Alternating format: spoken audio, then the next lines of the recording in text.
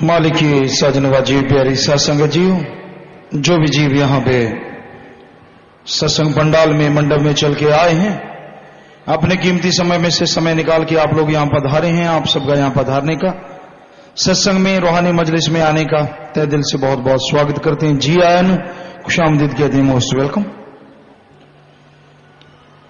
अभी आपने भजन में सुना, जिसे नाम गया मिल कमल गया क्या। मालिक का नाम जिसको मिल जाता है, संसार रूपी गंदगी में वो कमल की भांति खिल उठता है। मालिक का नाम गुनाहगार को भी ऐसी निगाह बख्श देता है कि वो इस मृत्यु लोक में भी निज धाम सचखंड सतलोक के नजारे लेने शुरू कर देता है।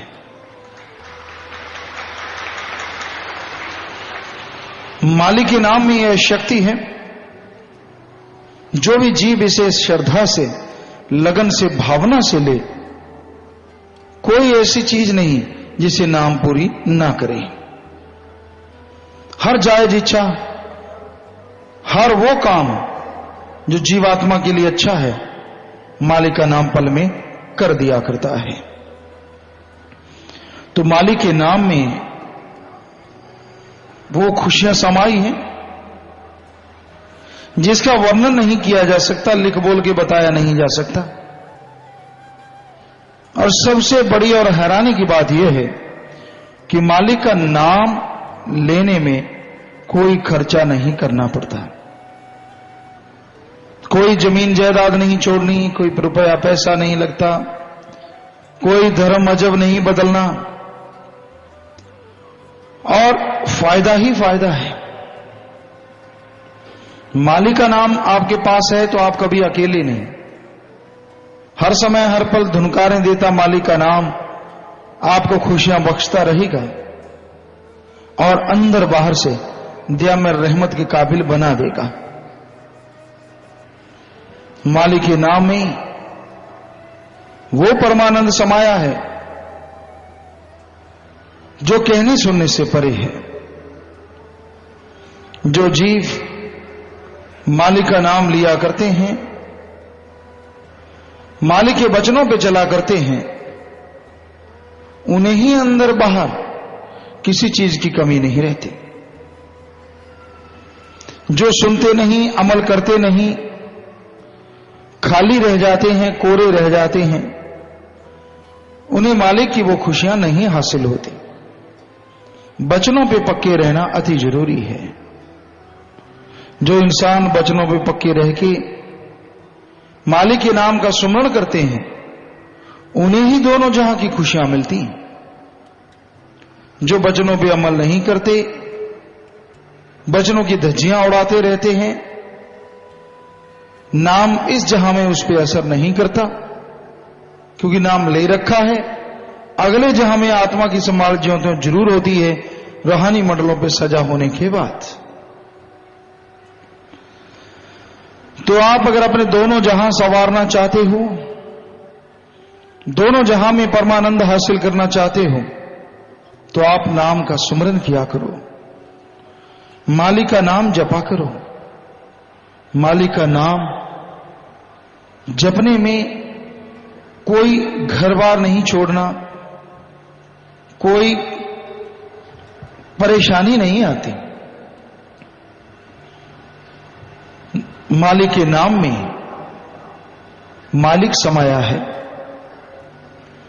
और जिसको मालिक मिल गया, सृष्टि की हर खुशी मिल गई।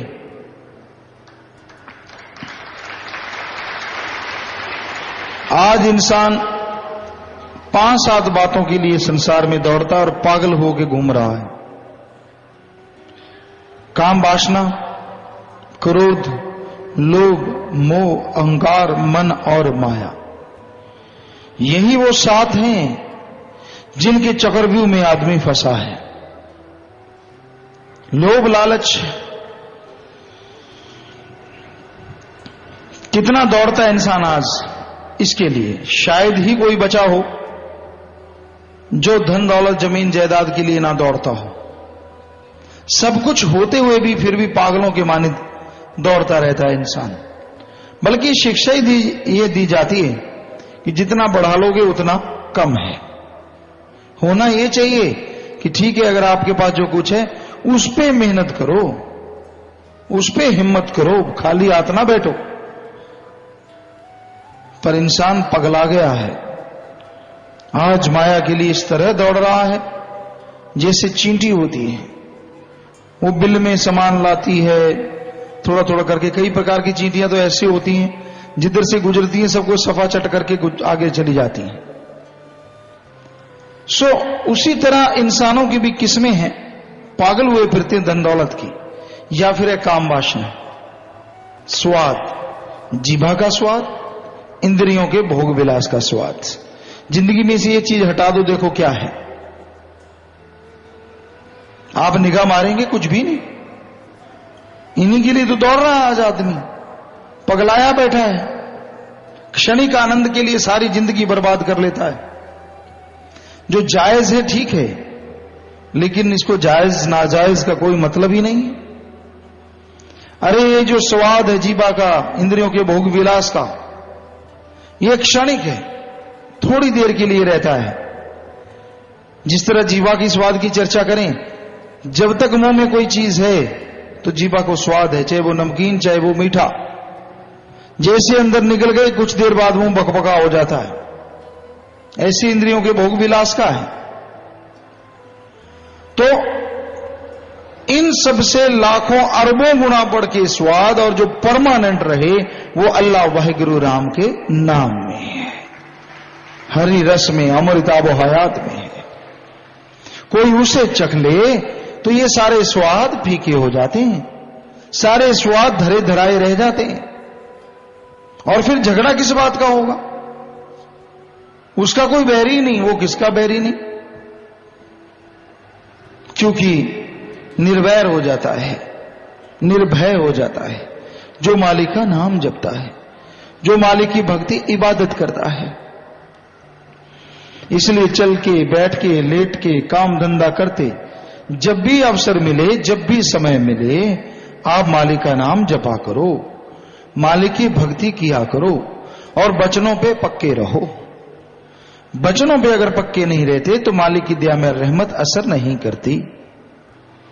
इसलिए बचनों पे रहते हुए मालिक के नाम का सुमरण करना चाहिए, मालिक का नाम जपना चाहिए। और मालिक का नाम सिर्फ इसी जहान की खुशियां नहीं बख्शता, अगले जहान की भी बख्श देता है जिसकी आप कल्पना नहीं कर सकते।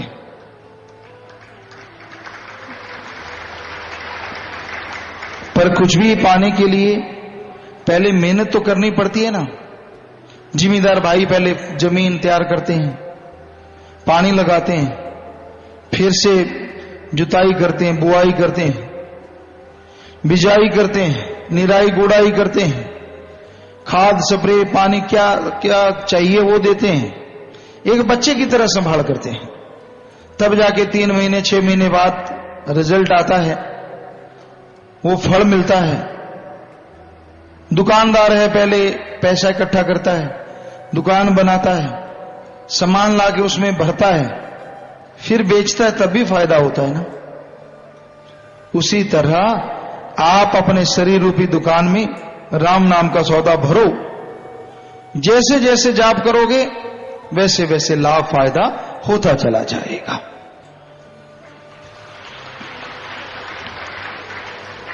शरीर रूपी धरती को पहले साफ करो, इसमें काम वासना क्रोध लोभ मोह अहंकार मन माया रूपी ऐसी जड़ी बूटियां पैदा हो गई हैं जो बंजर बनाने के लिए होती हैं, जो धरती को बंजर कर देते हैं। कई चीजें ऐसी भी होती हैं, कई फसलें ऐसी होती हैं जो जमीन को हार्ड कर देती हैं, वहां फिर दूसरी फसल होना नामुमकिन सा हो जाता है। उसी तरह ये जब तक बुराई की फसल आपके अंदर है तो कैसे भलाई का नेकी का बीज फलेगा फूलेगा? पहले शरीर में से ये घास फूस साफ करना है, और ये साफ होगा राम नाम की स्प्रे से, राम नाम की दवा से, राम नाम के पानी से। जैसे अंदर से ये बुराइयां निकल जाएंगी, शरीर रूपी धरती मालिक के उस पवित्र बीज के लिए तैयार हो जाएगी। और जैसे फिर राम नाम का बीज डालोगे, वो फलेगा फूलेगा, अंदर बाहर से आपको खुशियों से जरूर मिलाएगा। इसलिए बुरी सोहबत छोड़ो, बुरा संग छोड़ो। यहां भी कोई निंदा बुराई करता मिल जाए, हो सके तो कानों में उंगली लो, नहीं तो चलते बनो, कन्नी कतरा जाओ। मजबूरन सुनना पड़े तो 5-7 मिनट बाद में सुमन करो, मालिक रहमत कर, आपको कुछ नहीं होगा, जिसने किया है वो उसी की झोली में जा समाएगा। दृढ़ विश्वासी होना एक मुरीद के लिए बहुत बहुत ज्यादा जरूरी है। अगर आपका विश्वास डामाडोल है तो गुरु पीर फकीर के वचन आप पे असर कैसे करेंगे? एक डॉक्टर दवाई देता और आपको पहले ही है कि ये तो मारेगा, तो बचोगे कैसे? पहले आपको ये कि ये तो अनाड़ी है, फायदा कैसे होगा? इसलिए सबसे पहले गुरु पीर फकीर पे दृढ़ विश्वास होना जरूरी। ठोक बजा के देख लो, कहीं आपसे पैसा तो नहीं लेता, आपसे कोई ठगी तो नहीं मारी, बेईमानी तो नहीं करी, अपनी खुदगर्जी के लिए कहीं आपको इस्तेमाल तो नहीं करता। अगर आपकी खुशी के लिए उसका हर कर्म है तो वो गुरु पूर्ण है। अगर वो नाम दे के बदले में कुछ नहीं लेता तो गुरु पूर्ण है। नाम जपो और दर्शन हो तो समझो गुरु पूर्ण है। क्योंकि जो संत पीर फकीर मालिक से एक हो चुका है, मालिक उस रूप में आके दर्श दीदार देते हैं, क्योंकि वो खुद निराकार होते हैं। अब इतनी कसबटी पे खरा उतरने के बाद भी अगर विश्वास डगमगाता है तो आपका सुमन जीरो है, आप नाम नहीं जपते, आपका कोई विश्वास किसी चीज पे नहीं है, अपने सिवाय आप किसी की परवाह नहीं करते, आप खुदगर्ज हैं, स्वार्थी हैं, नेहत बेहद स्वार्थी हैं। क्योंकि दृढ़ विश्वास तो इन चीजों से होता है। और ये सब अगर सही है तो आप फिर दृढ़ विश्वास करके देखो, सुमरन करके देखो, ना अंदर कमी रहे और ना बाहर कमी रहे। तो दृढ़ विश्वास आता है जब सत्संग सुनो और सुमरन करो। अगर आप सुमरन नहीं करते, भक्ति नहीं करते, कैसे आएगा आपको दृढ़ विश्वास? कैसे पाएंगे आप मालिक के रहमो करम को? इसलिए दृढ़ विश्वास के साथ मालिक का नाम जपो, चलते बैठ के लेट के काम धंधा करते हुए पीर फकीर की बात सुनो, अमल करो, तो भाई उसकी दया में रहमत आप एक दिन जरूर बरसेगी।